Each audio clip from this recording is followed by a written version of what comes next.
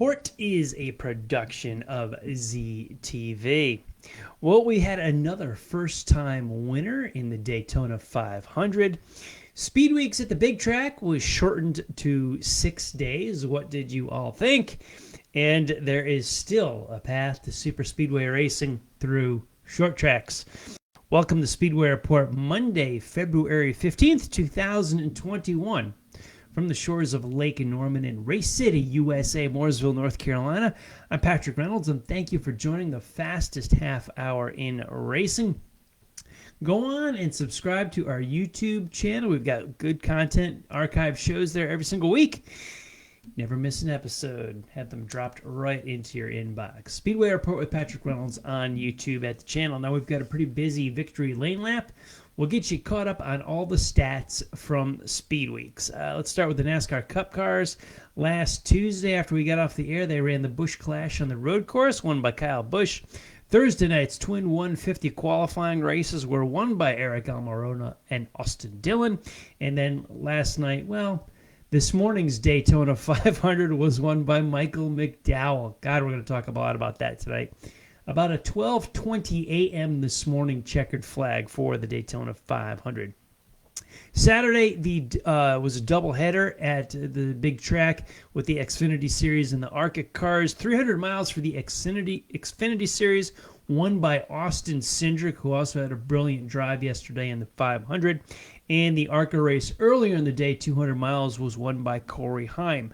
Trucks raced at Daytona on Friday night for 250 miles. Ben Rhodes won a thriller there. On the short tracks, NASCAR's ARCA Series East cars are at New Smyrna Beach, Florida.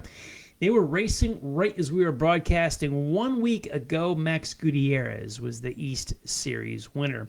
Now, the World of Outlaw Sprints had left Florida the week before and had intended on running some here in the South. Woodstock, Georgia, and Eastaboga, Alabama. Eastaboga, obviously, the Talladega short track right across the street from the big track. They were both canceled by freezing rain and low temps, as the weather here in the South has been anything but enjoyable. It's been kind of miserable.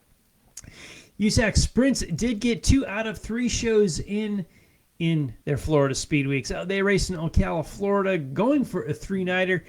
Rain took out Saturday. However, Thursday night's A-Main was won by Kevin Thomas Jr. and Justin Grant won on Friday night. Now, 1 week ago, I talked about the East cars running in New Smyrna. The midgets were in action in Ocala as well. Thomas Messerall, winner of the A-Main. Let's button up the short tracks, the 2 big ones, Volusia Speedway Park and New Smyrna, Florida.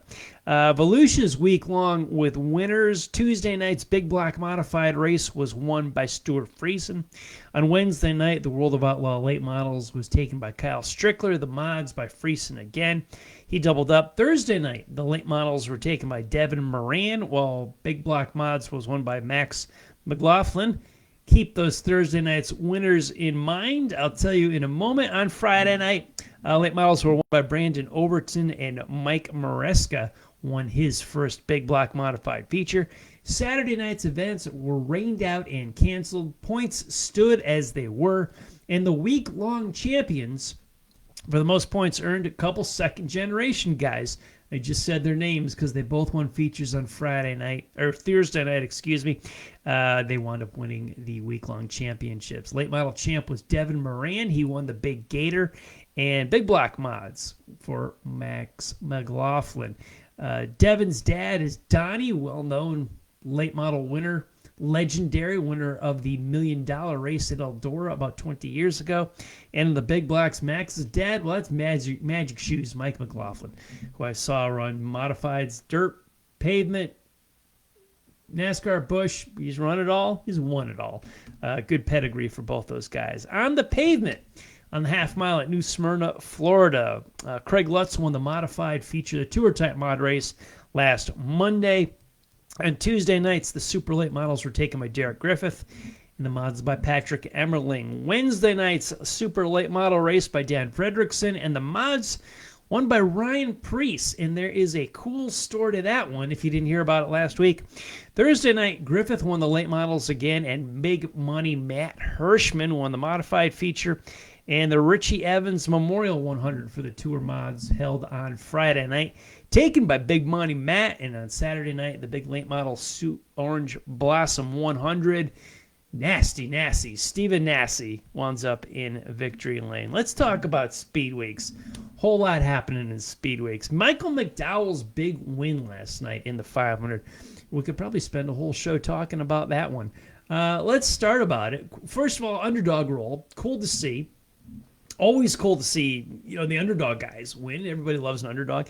How he did it, certainly up for a conversation talk. Joey Logano leading, Brad Keselowski in second, and everybody had fingers pointed at everybody else from the grandstand side. The observers did.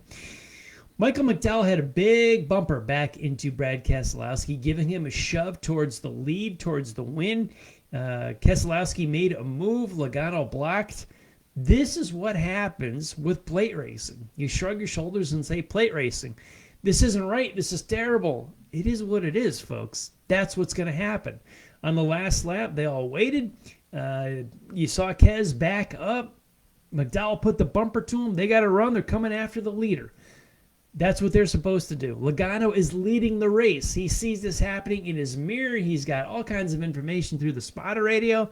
This is what he's supposed to do. This is a byproduct of restrictor plate racing. It just, I didn't like the fiery crash. I thought it was horrible. I feared for guys' safety immediately. Austin Cindric was engulfed in flame. Brad Keselowski, it was his that he got up into the fence, ripped the back of the car off. It was his fuel that was dumped all over the place. Kyle Busch was in the fire. I don't care who you like, who you dislike. Nobody wants to see that for anybody. But until we start pack racing and stop, the plate style racing or socialism racing, if you have it, that's pretty much it. That's the kind of damage that's going to happen. It will happen. Guys getting a run, guys blocking. There's no other way to do it. I think Logano was unfairly had the finger pointed at him for blocking and causing the wreck. What do you want him to do? The last lap of the Daytona 500, he's leading. You got the radio telling him, these guys got to run. I'm blocking too. If you are Brad Keselowski, you're absolutely taking that shot, and I'm not lifting off the throttle. If you're Michael McDowell, you're pushing Keselowski. You're not letting off the throttle. I wouldn't have done anything different if I was in the seat of any one of those three guys. I'm sorry the wreck happened, but stop the finger pointing. That was racing. That's plate racing. That's how it is. You want to direct your anger and your displeasure. It's not with Logano. It's not with Kez. It's not with McDowell. It's in the offices of NASCAR. But we've been fighting this battle for over 30 years on what to do and not do on these super speedways. Which brings to the point, both tracks, Talladega and Daytona, tore their grandstands down within the last 10 years. Rebuilt them as brand new stadiums. This was the time to move the grandstands back up and away from the racing surface so close. We could have gotten rid of the plates. That was the time. That was the whole point back in the 80s when we put the plates on, is to keep the cars on the ground so that they did not go up in the grandstands. Tracks have been rebuilt. Fences have been reinforced. Now is the time. We moved the grandstands. We demoed the grandstands. We rebuilt them. That was the time to take the plates off. But we've got people running the show in NASCAR that don't know a thing about racing and have been hired with a college degree that probably never saw a race before 2018. But I digress. Front Row Motorsports that McDowell drove for, not their first Cinderella story. If you may remember the Talladega race in the springtime where they raced and finished 1 and 2 at Talladega. David Reagan won the race. He was pushed by his teammate David Gilliland. Remember that? Awesome. It was an awesome sight. So it was awesome then. It's awesome now. They're still an underdog team, but they're there every week, and those guys got it done. One of the guys that got it done, old buddy of mine, Steve Crone, he and I used to work together at Team Red Bull back in 2006, 7, 8 era, something like that. Crone was one of the mechanics on Brian Vickers' car at the time. We had teammates of Brian Vickers and AJ Allmendinger. Crone was on Vickers' car, and now he's at Front Row Motorsports. Dang, Steve got himself a Daytona 500 trophy early this morning. Steve, congratulations. I think it's fantastic that you made this huge accomplishment last night. Good for you. How did the finish get set up? Denny Hamlin and the Toyotas were pretty dominant. However, that last round of pit stops, which fell under green, was the difference. The Toyotas got split up on pit road. As Denny Hamlin said, his words, his pit stop was too good. They came in, there was 4 Toyotas that came in at once, and none of them left together. And they were fighting against a major draft of powerhouse cars, of Chevys and Fords, and the Toyotas just were split up. Hamlin was in and out of the pits so quick, the other guys couldn't keep up with him, and the 4 Toyotas really split up. Bubba Wallace was the 4th Toyota to leave. He was back in with a vibration a few laps later as they left some lug nuts loose, so it was a bad finish for him as he also got caught up in the late race crash. But the Toyota guys were out front beforehand after the green flag stops. They broke apart on pit road, and without drafting, well, you know how it runs, how it goes. The Chevys and the Ford just ate them up. Now, I'm watching this. It was not at the Speedway. I was, like the rest of you, watching it on Fox early this morning. Watched the race, watched the finish, watched the post-race. Went to bed around 1 o'clock this morning. Long time because I started watching pre-race shortly before then or after that. So I was a NASCAR TV guy for about a good 12 hours yesterday. Now, during the rain delay, I flipped it over and I watched the Avengers Endgame movie. So, no, I didn't watch all of the rain coverage. But let's talk about this. You know we can't control the weather, but we sure can control the start time. I think we've got to go with the local noon or 1 o'clock start time for these races. It doesn't do us any good to wait for the rain, which is what we're doing. We plan for these green flags. I know the logic behind it is the networks, the TV networks, are trying to put the largest audience possible on the eyes of the Daytona 500. That in itself is good. When weather comes in and we have a checkered flag at 12:20 in the morning, how much of that audience did we lose? Was it worth that type of planning and gamble? My instinct says no. We did local noon, local 1 o'clock time for decades, and it built this sport. It skyrocketed from Riverside, California, to Phoenix, Arizona, to Charlotte, North Carolina. That's how it always was. That's how we always did it, and it worked. The old saying, change is good. No, change can be good. Change can suck. And NASCAR has had so much share of sucky changes over the years. This race had a 5 hour, 40-minute red flag. How much of your audience did you lose during that time? As opposed to starting it at noon or 1 o'clock, and we would have gotten the race in before the rain ever hit. I don't know. At least I will say this. I'll give props to Fox Sports.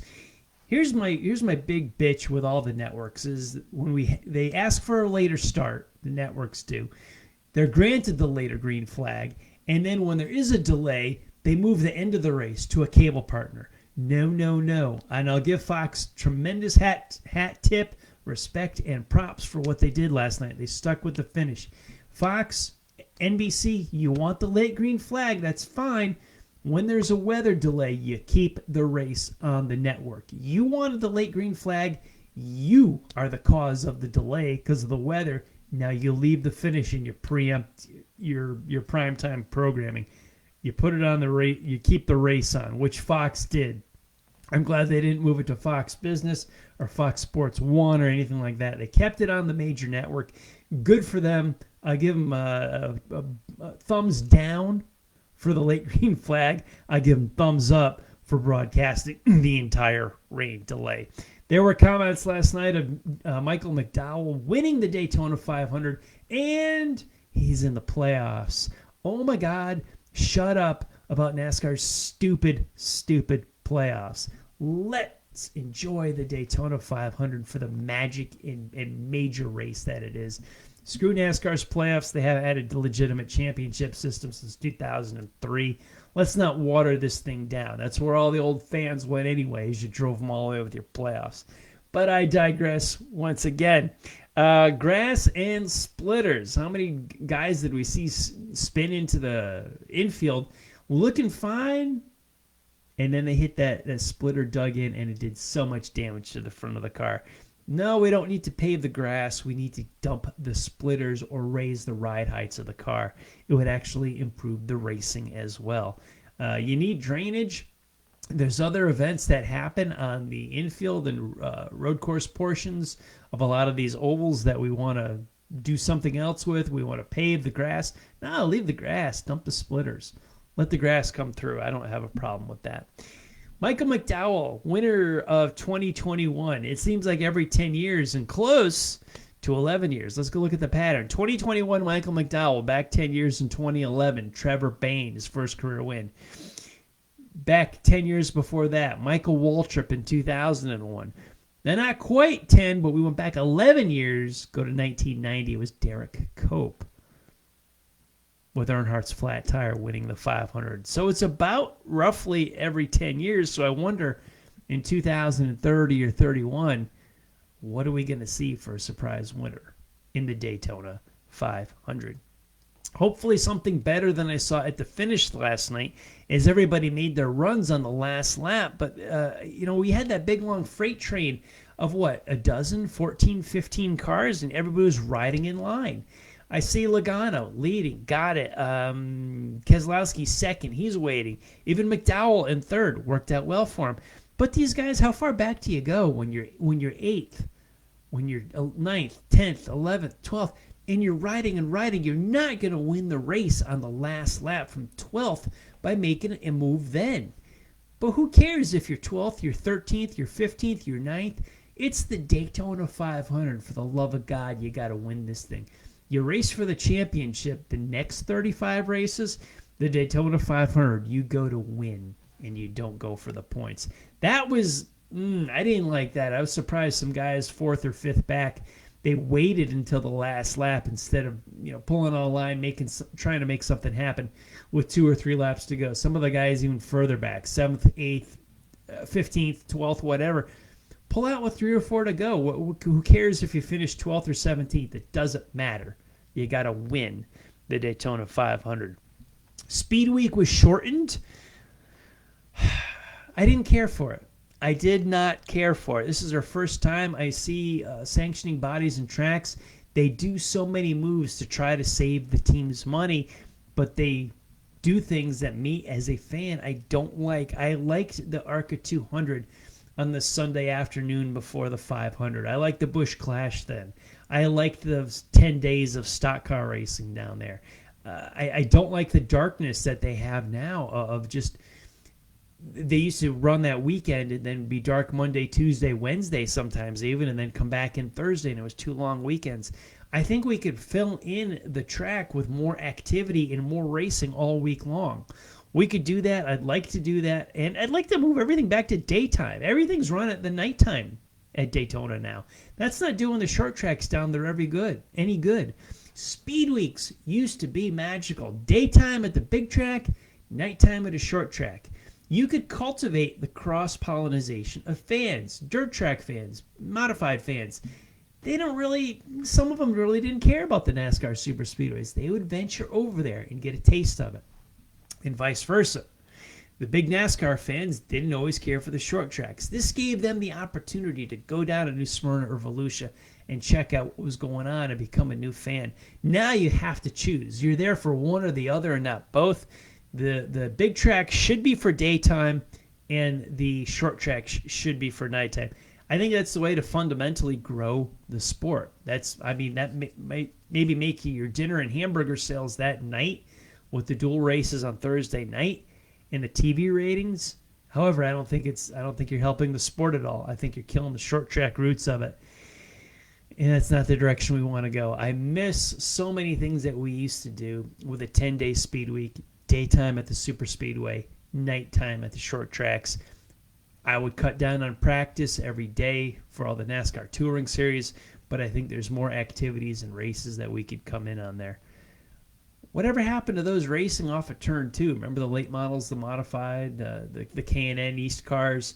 They had the grandstand over there, but it was pretty cool to have short track racing at the big track. I think there's more to it than what we're seeing. You could present more. I think it's get away from focusing on Cup. There's a whole lot more things that could be filled into Speedweek. They could still be 2 short weekends for the Cup guys. Save them money, because I'm in favor of saving team owners money. I'm not in favor of taking value away from the fans, which I believe we have done with Speedweeks.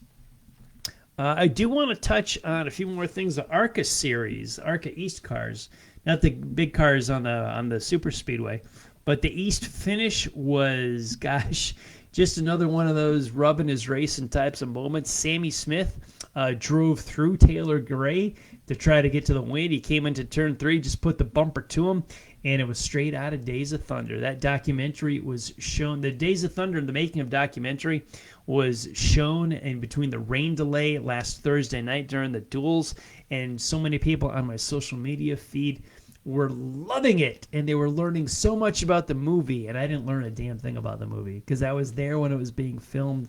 I experienced this. I saw them planning about it and talking about it, and I didn't learn a thing. And Rubbin is still not racing. It is a stupid line from a stupid movie, and I can't stand Days of Thunder. I like the idea that it put NASCAR in front of so many more new eyes. I think as a racing movie, it wasn't for me then. It's not for me now. It's not very good. Don't care for it. Ryan Preece's Wednesday. Ryan Preece is my hero. He's been on a guest on this show before. I love talking to him. I love calling him. He qualified for the 500. He time trialed that night. He hustled it up, left the big track, booked down to New Smyrna Speedway with his own modified that he owns, started shotgun for the John Blewett III Memorial 76 lapper, went to victory lane on Wednesday night. He's a Cup guy. He's a modified guy. Ryan Preece, my kind of guy, my kind of racer. I was rooting for him yesterday in the 500 with a nice 6th place finish. I say yesterday. It was actually earlier today we finished this thing up. Looking at some other short trackers, Andy Jankowiak, he finished 8th in the ARCA race, fulfilled a dream. I used to watch his dad race. Sad to lose him so many years ago in a modified. Great to see Andy checking off a bucket list experience for him. They did a nice feature on him during the race. However, Jamie Little had a little trouble pronouncing him. I don't know. Should you know how to pronounce all that stuff? And are you aware of all the short trackers out there that are in ARCA that maybe you should pronounce their names correctly? But if I was in that position, would I know enough to pronounce all the names of those short trackers right either? Maybe not. I mean, I know Jankowiak, and I'm shaking my head saying, doesn't everybody know how to say that? But maybe not.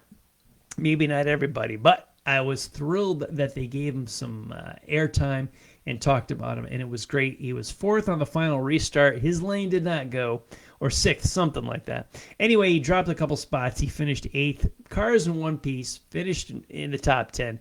Great for Jankowiak to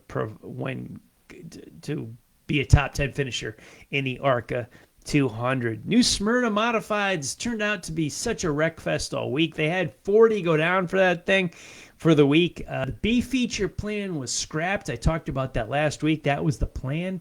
Time trials, provisionals, and a B feature. The modified guys did not want to do a B feature because B features often wreck too much equipment. Well, they did that all on their own during the race. Heck, even modified tour champion Doug Coby had a very early week. He was on the beach with the sandals with the cold beverages, the second part of Speedweeks, as he went down there, but front clipped a car, and he'll be coming home, fixing that, and attacking the modified tour later this year. I used to write alongside Jeremy T. Sellers from Ohio at another website years ago. That's how we met. Jerm, it's your birthday. Happy birthday, buddy. Always good to see you, a fan of Racers Reunion. Great to have you as a friend, as a race buddy. He went down to Speedweeks. He's from Ohio, a paramedic, first responder. Love guys like Jeremy.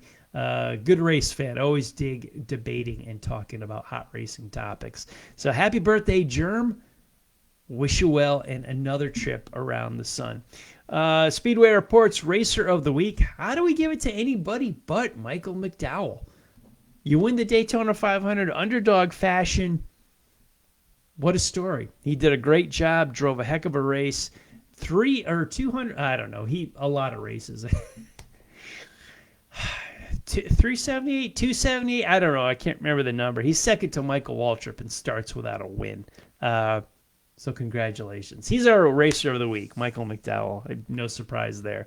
Everybody in between our broadcasts, keep up on the world of racing with SpeedwayReport.com. This show and all our past ones are updated on the site, SpeedwayReport.com. Let's see, social media. Let's start with Facebook, Speedway Report with Patrick Reynolds and Racers Reunion. On Twitter, Speedway Report and at Speedway Pat. And RacersReunion.com in the forum. And as I said earlier, our YouTube channel. Big thanks to everyone on our Facebook Live feed tonight. Hey, folks, I'll be with you shortly. Chief Cook and Bottle Washer. I'll chat with you shortly. I want to thank all of the military, past and present, for the freedoms we enjoy as Americans in our daily life, including the simple things like bench racing right here on a Monday night. Freedom is not free, and a veteran paid that bill for us. To all of the men and women who are defending freedom and watching Speedway Report, you take care of yourselves and come home soon. A special salute to the teachers, school staff, firefighters, police officers, and paramedics in our own communities. They are quiet and modest heroes every single day. God bless and thank you. You've been watching Speedway Report from the shores of Lake Norman in Race City, USA, and Mooresville, North Carolina. Please like our Facebook page, Speedway Report with Patrick Reynolds, and follow me on Twitter at Speedway Pat.